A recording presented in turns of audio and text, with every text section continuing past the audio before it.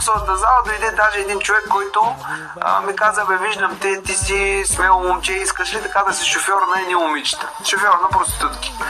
И аз казвам, как ми се кара, Алфа 33 беше, хем така колата по кола, няма такава кола с такава мощ.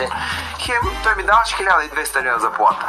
Тогава, примерно, хората вземаха 200 лева заплата. И аз казвам, това е добре, но как беше в моите представи? Моите представи беше отивам, вземам ги, закарвам ги някъде и толкова, нямам нищо.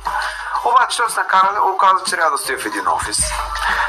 Трябва да ходя с тези момичета някъде. В един момент те казват, аз не искам да ходя при този, обажда се някакъв клиент. И аз се обаждам и казвам, какво да правя? Тя не иска да ходи, той казвам, някой път трябва да удариш един шамар. Един шамар. Тогава в уния времена, примерно на моята жена е казвам, тя не беше приятел, аз казвам, булка отива, примерно. Ще се гърмят, ще отивам, проститутки ще отивам.